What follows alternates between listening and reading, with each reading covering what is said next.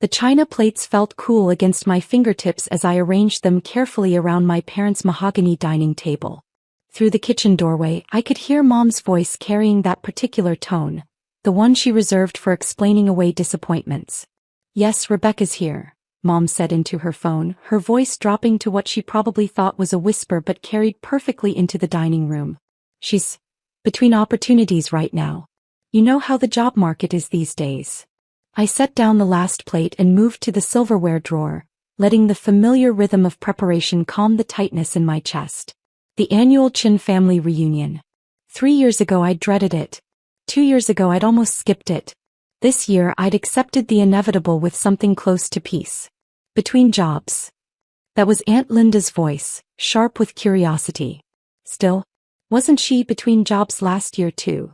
"It's complicated," Mom said, her discomfort palpable even from the next room. "The economy, you know. She's very particular about what she wants to do."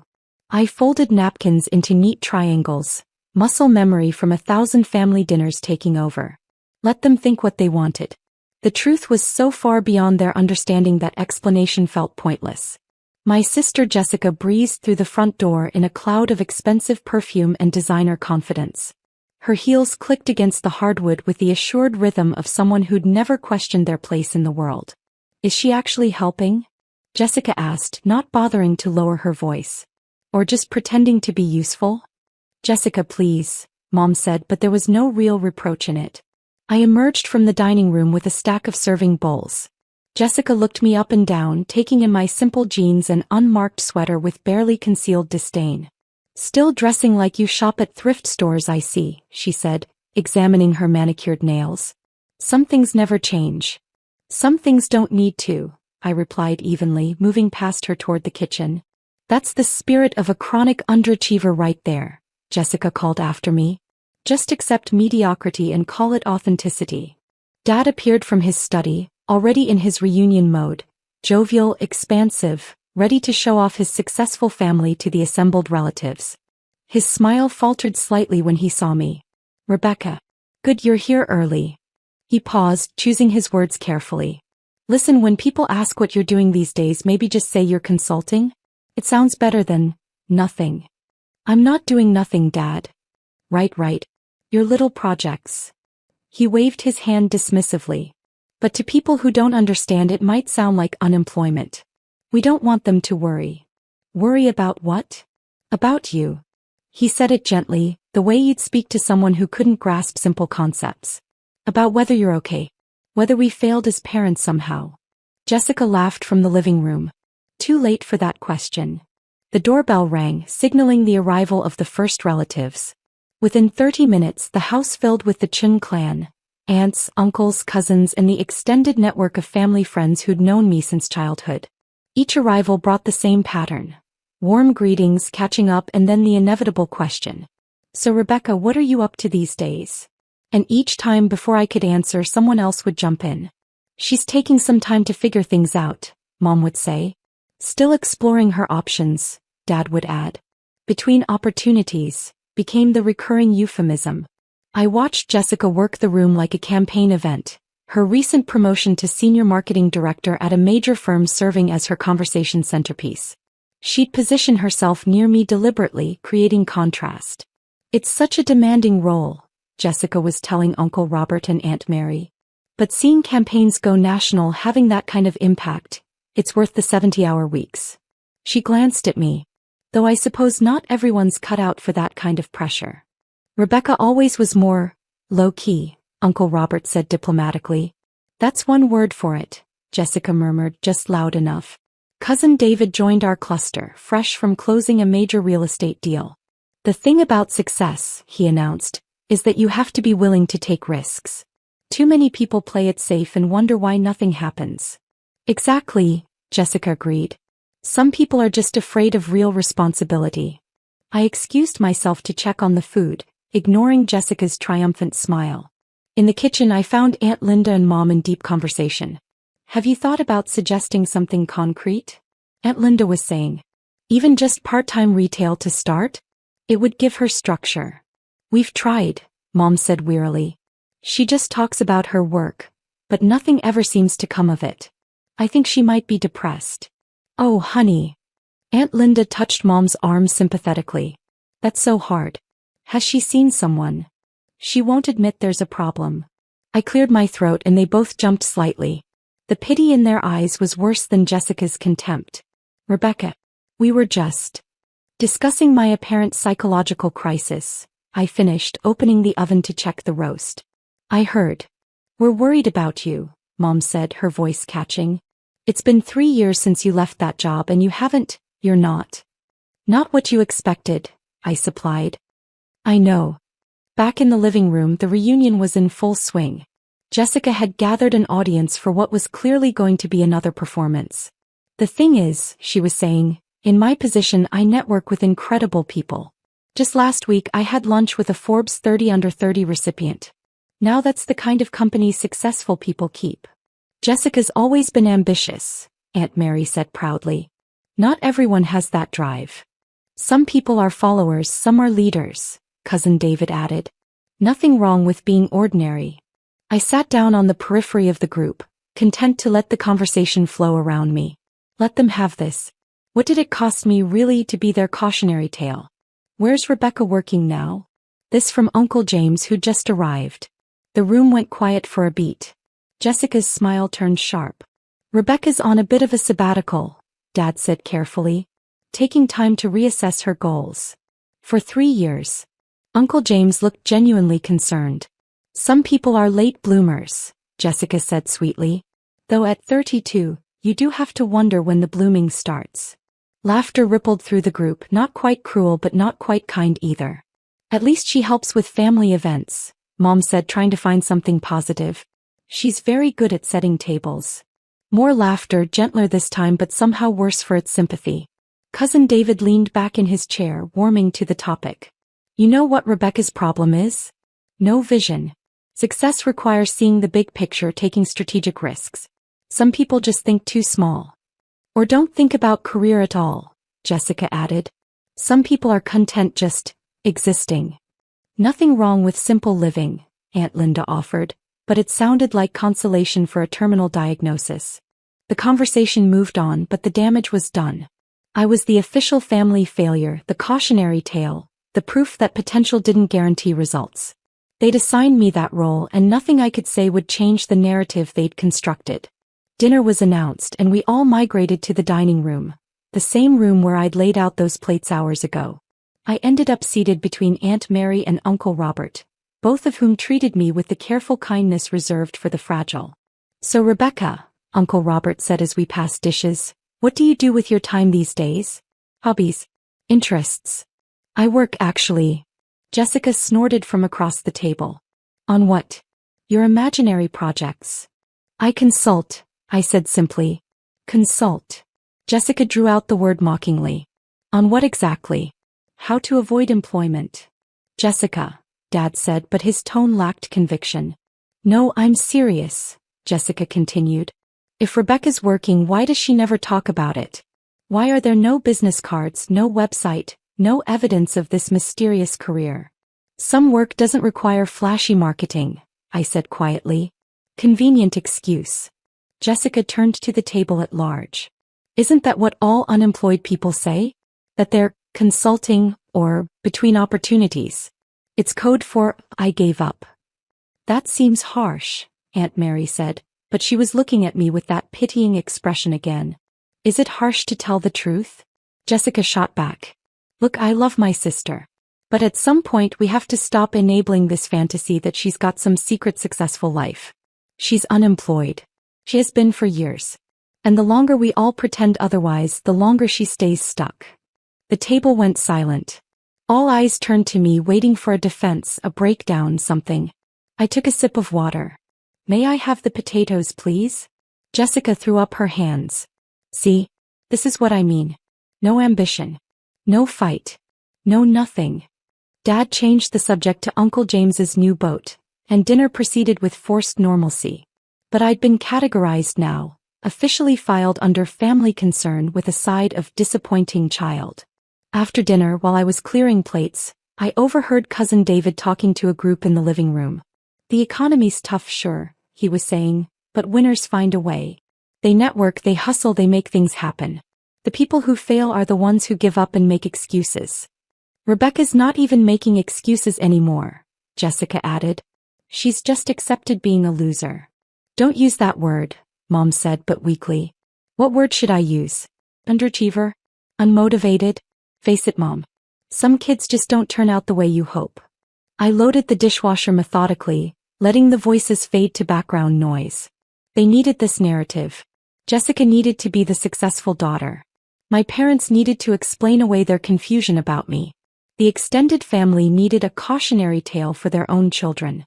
What they didn't need was the truth. Aunt Mary found me in the kitchen, her face creased with concern. Rebecca, honey, can we talk? Of course. I want you to know that we don't judge you. Family is family, successful or not. I appreciate that. But I do worry. She took my hand. You're so isolated. No career, no social life that we can see. It's not healthy. Have you thought about talking to someone? There are therapists who specialize in... I'm fine, Aunt Mary. Really? But you're not, sweetie. You're not fine. You're alone and unemployed and hiding from the world. Her eyes welled with tears.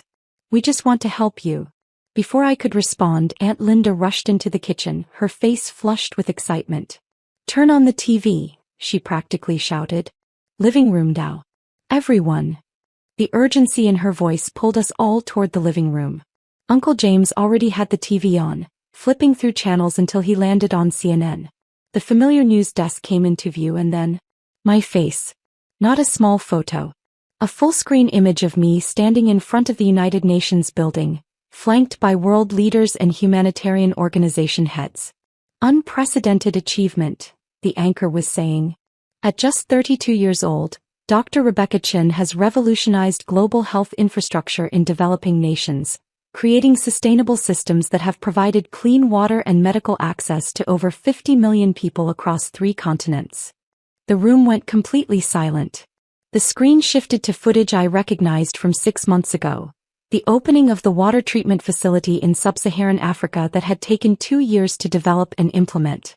Her innovative approach, the anchor continued, combines advanced filtration technology with community-driven maintenance programs, ensuring long-term sustainability without creating dependency on foreign aid.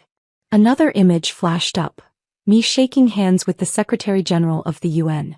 Dr. Chen's work has been praised by the World Health Organization, UNICEF, and numerous international development agencies. Her foundation, operating on what she calls radical transparency, publishes all financial data and outcome metrics publicly, setting a new standard for nonprofit accountability. Jessica made a small, strangled sound. The anchor smiled directly at the camera. And today, Time magazine has named Dr. Rebecca Chen their Person of the Year, citing her transformative impact on global health equity and her revolutionary model for effective humanitarian work. The screen filled with the cover. My face, professional and composed, under the banner, The Changemaker, How One Woman Revolutionized Global Health. Uncle Robert found his voice first. That's you. I nodded calmly, still holding the plate I'd been about to take to the kitchen. Dr. Chen joins a prestigious list, the anchor was saying, including world leaders, innovators, and activists. But what makes her selection particularly notable is the scope and measurability of her impact. Unlike many humanitarian efforts, Dr. Chen's work has demonstrable, trackable outcomes that have transformed millions of lives. The segment shifted to an interview clip, one I'd done reluctantly at the magazine's insistence. I don't do this for recognition, my TV self was saying. I do it because clean water and basic medical care shouldn't be privileges. They're rights. And we have the technology and resources to provide them. We just need to be willing to actually solve problems instead of managing them. Some have criticized your approach as too radical, the interviewer prompted. Good, TV me replied.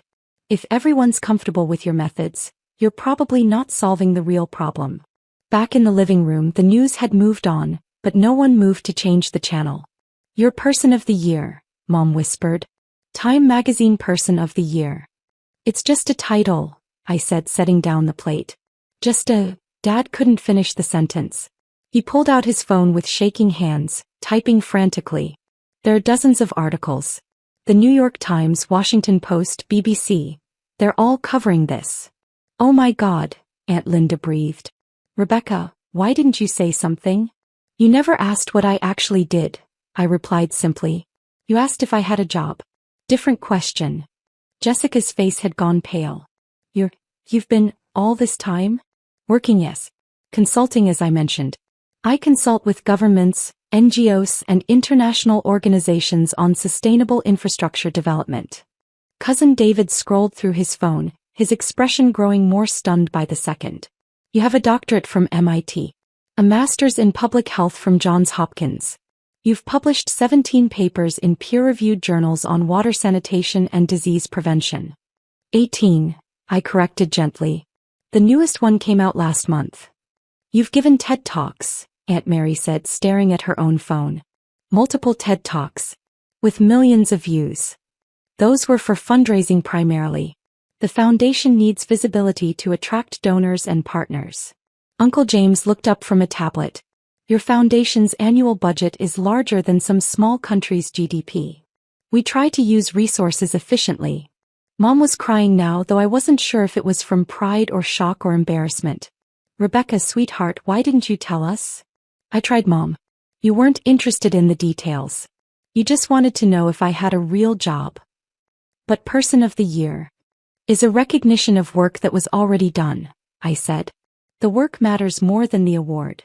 Jessica finally found her voice. Tonight I called you.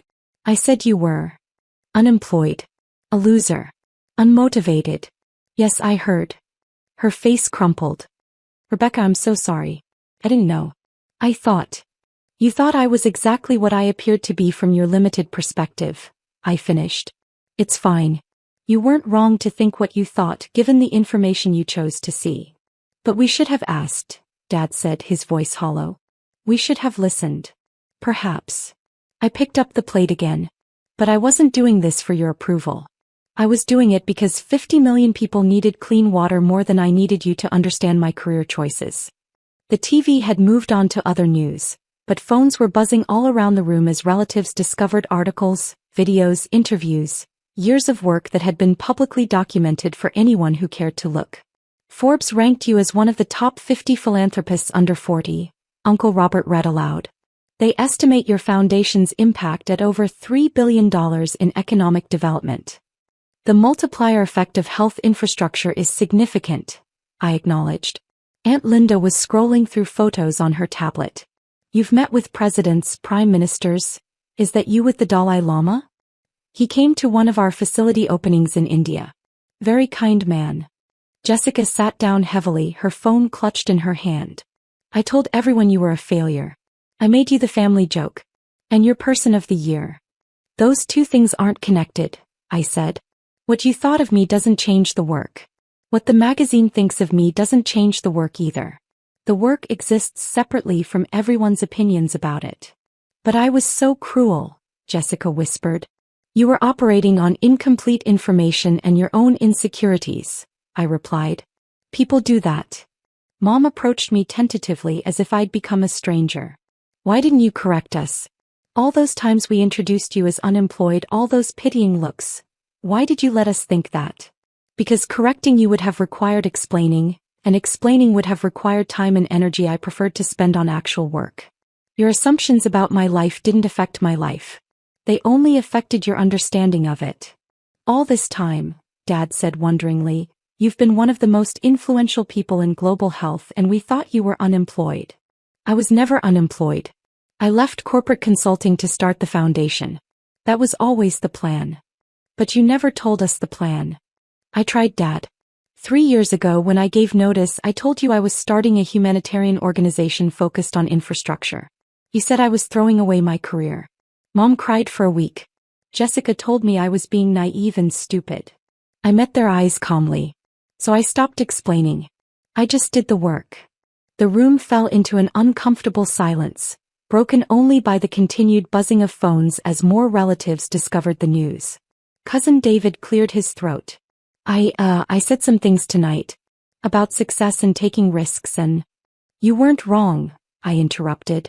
Success does require risk. I risked everything. My savings, my reputation, relationships with people who couldn't understand the choice. Those were strategic risks based on careful assessment. You were right about that principle even if you misapplied it to me. I called you ordinary, he said quietly. Maybe I am. 50 million people have clean water not because I'm extraordinary, but because the solution was straightforward. We just needed someone willing to implement it without getting distracted by ego or politics. Uncle James was still reading articles. They're saying you'll probably win the Nobel Peace Prize next year. Multiple experts have mentioned you as the front runner. Awards committees make their own decisions, I said. I can't control that. Can't control, Jessica laughed, a slightly hysterical edge to it. Rebecca, you're going to win a Nobel Prize and you're acting like it's no big deal. It's a big deal to the Nobel Committee. To me, it's a distraction from the work. I gestured around the room. Like this. This whole evening has been about your perception of success versus reality. But the reality is the same whether you understand it or not. 50 million people had their lives improved. That happened regardless of what you thought of me. But we should have known, Mom insisted, tears streaming freely now. We're your family. We should have supported you. You supported the version of me you could understand, I replied. I don't fault you for that. Understanding requires interest and effort. And you weren't interested in the details of international development work. You wanted me to have a recognizable career. When I didn't, you categorized me as failed and moved on. Aunt Mary was crying too now. I told you to get therapy. I said you were depressed and hiding from the world. I am hiding from the world, I agreed. From this world where success is measured by job titles and social media presence. I prefer the world where success is measured by water quality tests and infant mortality rates. The front door opened and more relatives arrived, late arrivals who hadn't been there for dinner. Aunt Linda immediately thrust her phone at them. Look, Rebecca's Person of the Year. The new arrivals went through their own version of shock and disbelief, pulling up articles and videos, trying to reconcile the quiet woman in jeans with the global humanitarian leader on their screens. Uncle Chen, the family patriarch, arrived last. At 83, he'd seen generations of family drama with philosophical detachment. He looked at me, then at the assembled relatives with their phones, then at the TV still displaying news coverage. Let me guess, he said dryly. You all spent the evening telling Rebecca she was a failure, and now you've discovered she's more successful than everyone here combined? Uncle Chen, Dad started. Don't. The old man waved his hand dismissively. I saw this coming 3 years ago. Rebecca has her grandmother's eyes. That woman rebuilt a village after the war with nothing but determination and intelligence. I knew Rebecca would do something similar. He approached me, his weathered face creasing into a smile. Person of the Year. Your grandmother would be proud. Thank you, Uncle Chen. Though I suspect you don't care much about the title. The title helps with fundraising, I admitted. Donors like supporting award-winning organizations. So in that sense it's useful. He laughed, a deep rumbling sound. Always practical. Yes, very much like your grandmother. He turned to the room at large. You want to know why you didn't see this? Because you were looking at Rebecca and seeing your own definitions of success. You wanted her to fit your understanding of achievement. She refused to shrink herself to match your limited vision. We just wanted her to be happy. Mom protested weakly. She is happy, Uncle Chen replied. She's just happy doing things you didn't value enough to notice. Jessica had been silent for several minutes, scrolling through article after article. There are profiles of you in every major publication. Forbes, Fortune, The Economist. They all call you a visionary. They call me what serves their narrative, I said. I'm not a visionary. I'm a problem solver who happened to solve a big problem. You've been invited to speak at the World Economic Forum, Cousin David read. You turned them down. 4 times, I confirmed. Those conferences are where people talk about solving problems. I prefer to spend that time actually solving them. Aunt Linda approached tentatively. Rebecca, I need to apologize. I was so condescending, so presumptuous. You were concerned, I interrupted. Misguided but concerned. I don't hold it against you.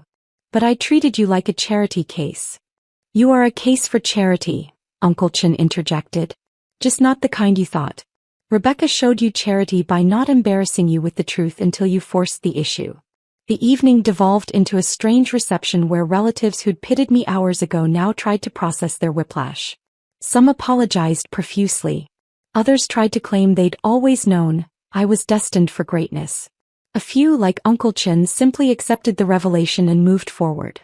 Jessica cornered me in the kitchen while I was finally washing those dishes. "I don't know what to say," she began. "Then don't say anything," I suggested gently. "I built my entire identity around being the successful daughter.